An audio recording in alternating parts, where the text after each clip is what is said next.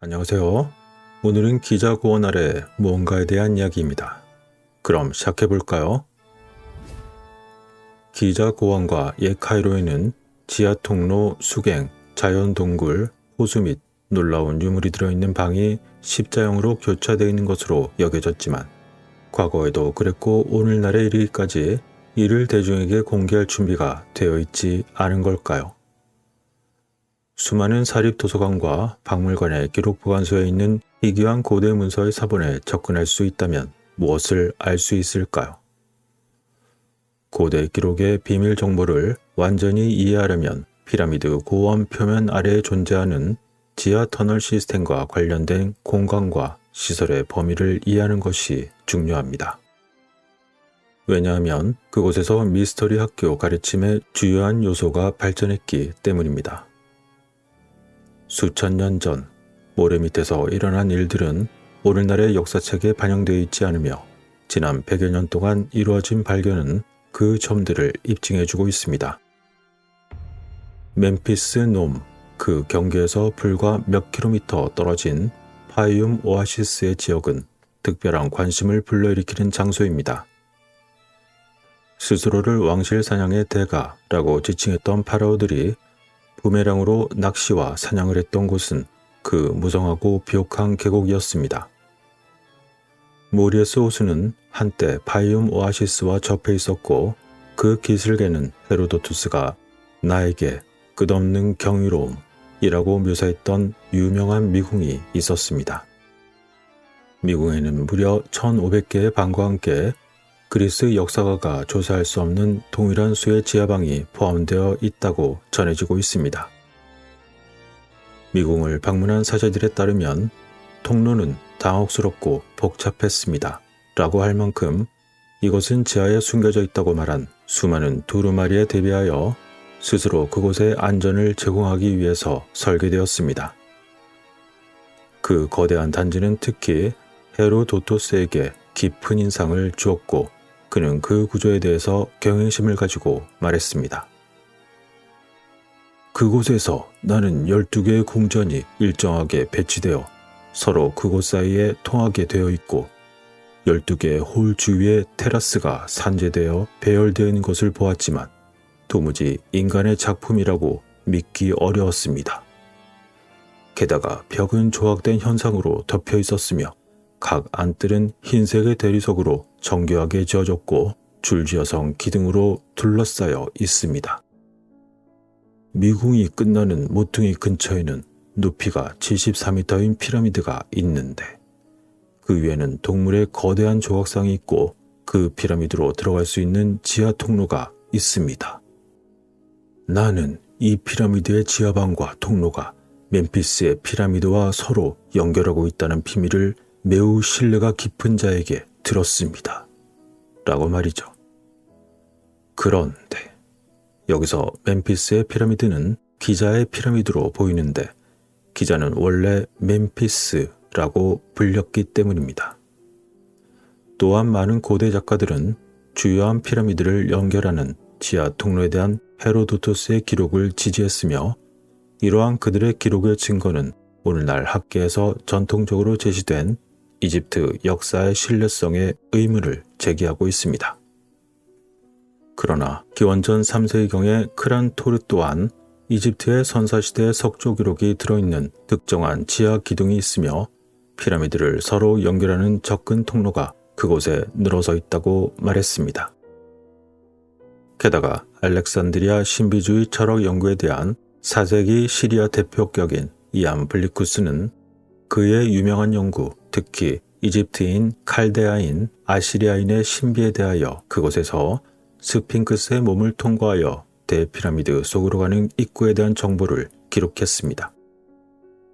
오늘날 모래와 함께 여러 가지 이유로 막혀있는 이 입구는 웅크리고 있는 거상의 앞다리 사이에서 아직도 남아있습니다. 이전에는 동방 박사만이 비밀의 샘으로 작동할 수 있는 청동문으로 굳게 닫혀 있었습니다. 일종의 종교적인 두려움은 그것을 대중의 존경으로부터 보호하였고 무장을 한 보호보다 더욱더 강한 불가침성을 유지했습니다. 게다가 스핑크스의 배 부분에는 대피라미드의 지하 부분으로 이어지는 회랑이 마치 미로처럼 잘려져 있었습니다. 이 갤러리들은 피라미드로 향하는 경로를 따라 매우 예술적으로 교차되어 있어서 만일 가이드 없이 이 네트워크를 통해 통로를 출발한다면 필연적으로 끊임없이 출발점으로 다시 되돌아가게 되어 있었습니다. 그런데 고대 수메르 원통 봉인에는 아누나키의 비밀의 거처가 다음과 같이 기록되어 있었습니다. 지하 장소는 터널을 통해 들어갔습니다. 그 입구는 모래와 후아나라고 부르는 것으로 숨겨져 있습니다. 그의 이빨은 용의 이빨 같고 그의 얼굴은 사자의 얼굴입니다. 라고 말이죠. 게다가 이러한 기록이 담긴 오래되었지만 놀라운 내용을 담은 조각난 기록에서는 다음과 같은 내용이 덧붙여져 있었습니다. 그 후아나는 앞으로 나아갈 수도 없고 뒤로 물러갈 수도 없게 했습니다. 그러나 그들이 뒤에서 그에게 살금살금 다가왔을 때 아누나키의 비밀 거처로 가는 길은 더 이상 막히지 않았습니다. 이러한 수메르 기록은 기자의 사자머리 스핑크스에 대한 매우 그럴듯한 설명을 제공했으며 그 거대한 생물이 고대 계단과 그 아래와 그 주변의 지하 영역으로 이어지는 낮고 비밀스러운 통로를 보호하거나 그곳에 대한 접근자를 없애기 위해 만들어졌다면 그 상징적인 수문장은 아마 가장 적절했을지도 모릅니다. 한편 현지 19세기 아랍 전설에서도 스핑크스 아래에 보물이나 마법의 물건을 보관하는 비밀방이 존재한다고 주장한 적이 있었습니다.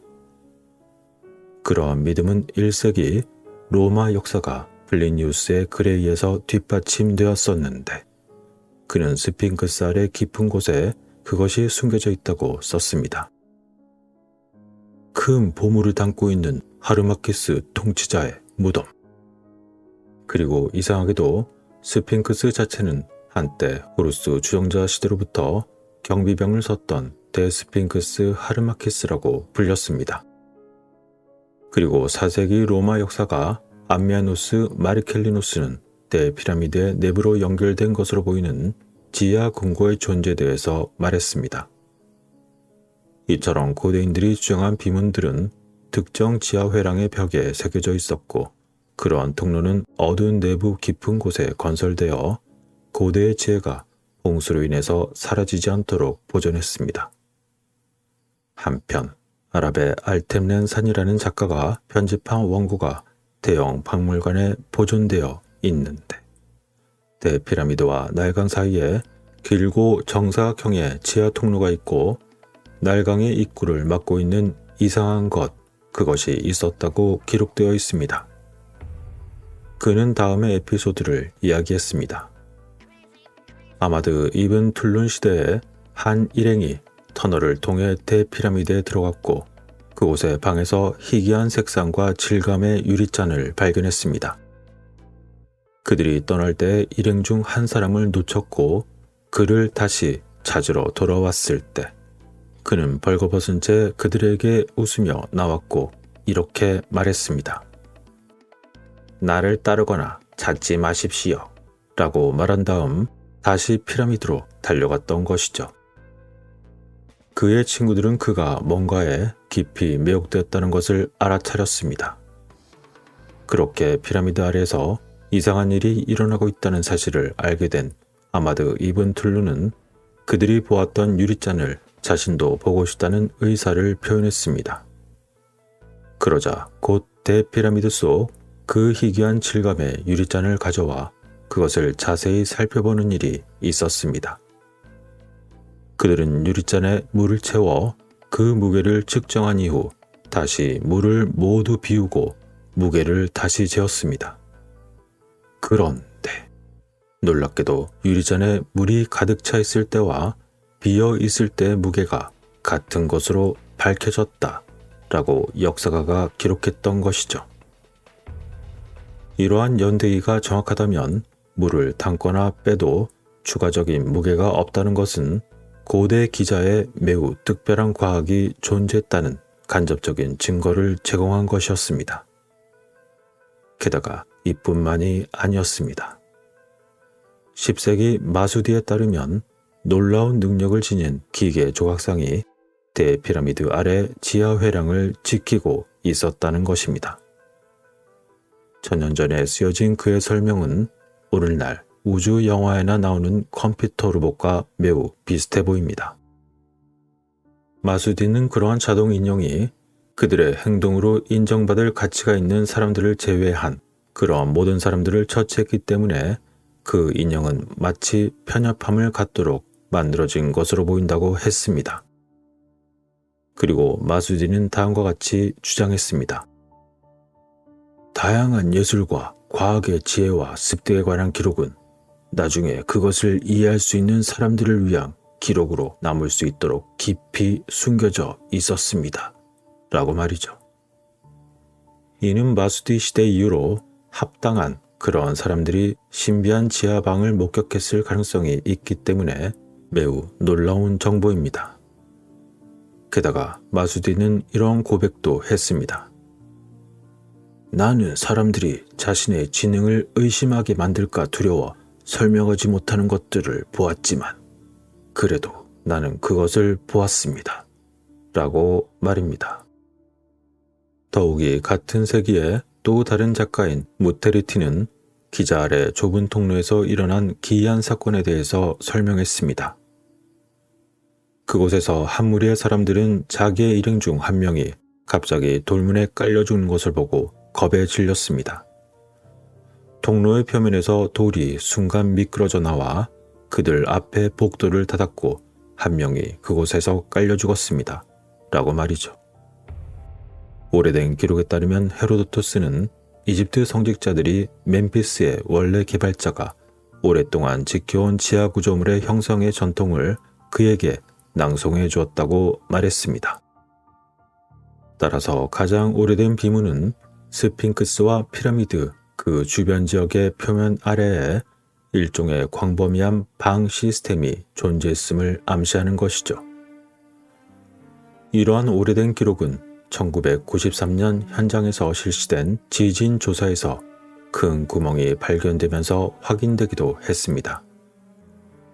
그 발견은 그해 말 MBC TV에서 3천여 명의 청중에게 상영되었던 스핑크스의 미스터리라는 다큐멘터리에서 공개적으로 인정되기도 했습니다. 이처럼 스핑크스 아래에 무언가 의문의 공간이 있다는 것은 이미 잘 알려져 있으며 이집트의 당국은 1994년에 또 다른 발견을 확인하기도 했습니다. 그 발굴은 스핑크스의 미스터리 터널이라는 제목으로 당시 실린 신문보도에서 발표되었던 것이죠. 오래되고 병든 스핑크스를 수리하는 일꾼들이 신비한 기념물의 몸체 깊숙한 곳으로 이어지는 통로를 발견했던 것입니다. 그리고 기자 고대 유물 책임자였던 자히 하와스 씨는 그러한 터널이 매우 오래된 고대의 것이라는 점은 논쟁의 여지가 없다고 말했습니다. 여기서 의문스러운 점은 누가 이 통로를 만들었는가 하는 것입니다. 또한 왜 만들어졌으며 그리고 그것은 과연 어디로 이어지는가 라는 의문으로 이어집니다. 그러나 고대 유물 책임자인 하와스 씨는 입구를 막고 있는 돌을 제거할 계획이 없다고 말했습니다. 적어도 공식적으로는 말이죠. 하지만 누가 알겠습니까? 이미 뻔질나게 들락거렸는지. 어쨌건 비밀 터널은 스핑크스의 뻗은 발과 그 꼬리 사이에 중간쯤인 스핑크스의 북쪽으로 길게 파고드는 것으로 보입니다. 대중들의 가정은 스핑크스가 대피라미드의 진정한 관문이라는 것이었고 그러한 의심은 놀라울 정도로 끈질기게 살아남았습니다. 그리고 이러한 믿음은 프리메이슨과 장미 십자회 동수들이 준비한 100년 된 계획에 의해서 입증된 것으로 보였으며 스핑크스가 지하 통로를 통해 방사형으로 연결되어 모든 피라미드와 통해 있는 홀 위에 있는 장식품임을 보여주었던 것이었습니다.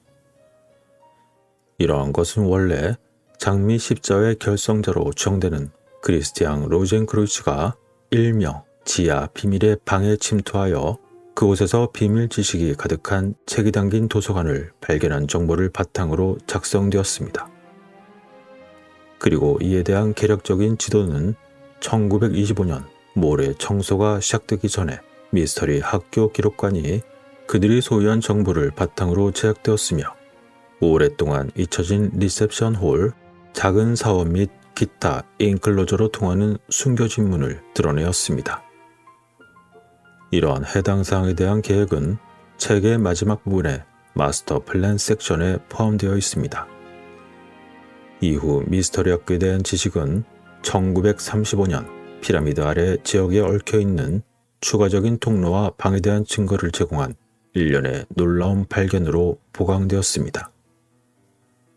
이처럼 여러 가지 정황으로 볼 때 기자의 단지는 스핑크스, 대피라미드, 그리고 태양의 사원이 땅 위와 땅 아래에서 서로 직접적으로 연결된 구조로 마치 의도적으로 건설된 통합적인 구조라는 주요한 요소를 보여주었던 것입니다. 이러한 모든 것은 사실일까요? 아니면 허무맹랑한 SF였을 뿐일까요? 언제나 그렇듯 믿거나 말거나 모든 판단은 여러분들의 몫입니다. 많은 이야기들이 더 있었고 사정상 가능한 축약하였으나 한 번에 다 만들기에 체력이 딸리고 시간이 부족한 관계로 남은 이야기는 다음에 이어가도록 하겠습니다. 끝까지 시청하시고 엄지척과 공유하신 분들, 그리고 특히 인류를 대표하시는 몇 안 계시는 채널 회원님들께 깊고 깊은 감사를 드리며 다음 영상에서 뵙겠습니다.